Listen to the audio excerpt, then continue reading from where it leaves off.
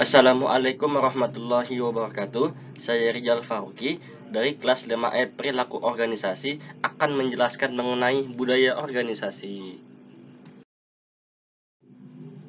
Di sini ada 5 pokok pembahasan yang akan dijelaskan. Yang pertama adalah pengertian budaya organisasi, yang kedua fungsi atau peran budaya organisasi, yang ketiga jenis atau tipe budaya organisasi, yang keempat karakteristik budaya organisasi, dan yang kelima contoh budaya organisasi. Pengertian budaya organisasi. Budaya organisasi adalah suatu karakteristik yang terdapat pada suatu organisasi dan dijadikan sebagai tuntunan organisasi atau perusahaan sehingga mampu membedakannya dengan organisasi lain.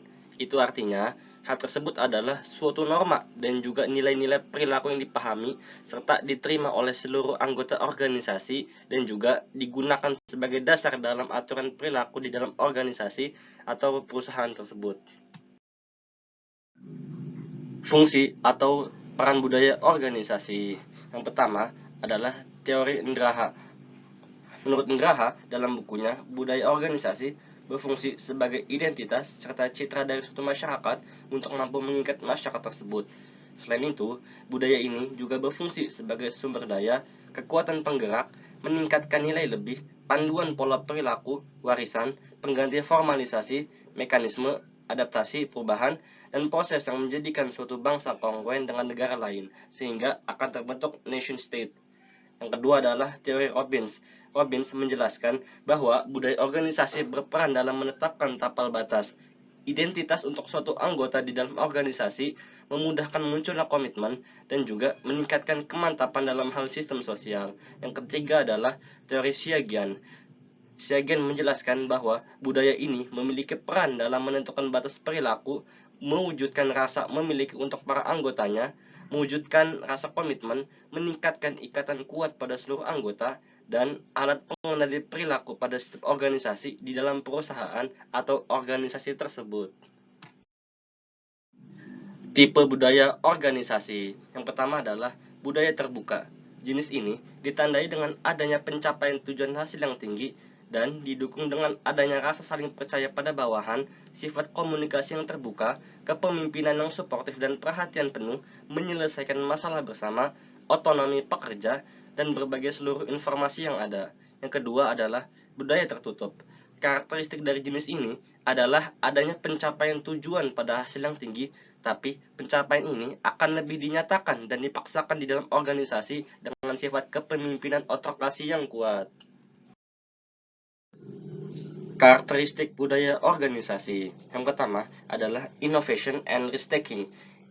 Inovasi dan juga pengambilan resiko merupakan suatu tindakan dalam melakukan inovasi dan mampu mengambil resiko di dalam proses inovasi itu sendiri. Yang kedua adalah attention to detail, perhatian yang lebih pada berbagai hal secara detail. Artinya adalah organisasi mengharapkan para anggotanya untuk mampu bekerja lebih detail, analisis, dan juga tepat pada sasaran. Yang ketiga adalah outcome orientation.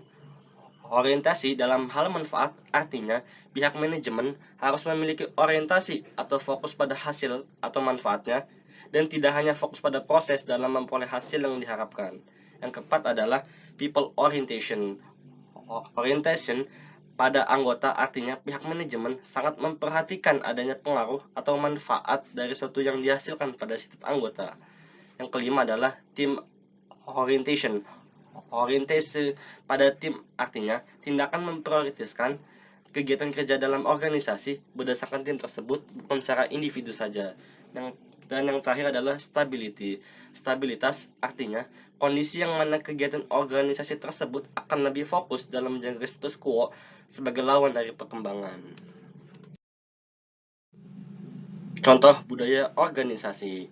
Yang pertama adalah budaya administrasi. Budaya administrasi dalam satu organisasi sangat diperlukan, seperti dalam hal surat menyurat, masuk dan keluarnya barang, mendapatkan gaji karyawan, dan hal lainnya demi memperlancar performa perusahaan. Yang kedua adalah kedisiplinan. Budaya organisasi juga bisa berupa kedisiplinan, seperti dalam hal ketepatan dalam menyelesaikan pesanan pembeli, budaya ramah kepada para pembeli, tidak telat datang ke kantor, dan lain sebagainya. Yang ketiga adalah pembagian wewenang yang jelas. Salah satu kunci keberhasilan suatu perusahaan adalah kemampuan perusahaan tersebut dalam hal membagi wewenang. Tanpa adanya pembagian wewenang yang jelas dalam perusahaan, maka performa setiap anggotanya tidak akan maksimal karena mereka akan merasa kebingungan. Dan yang keempat adalah inovasi. Inovasi adalah budaya yang mampu memotivasi setiap anggotanya untuk mampu melahirkan atau mengembangkan berbagai ide yang kreatif dan inovatif demi kesuksesan organisasi tersebut. Sekian, terima kasih. Kurang lebihnya mohon maaf. Wabillahi taufiq wal hidayah. Wassalamualaikum warahmatullahi wabarakatuh.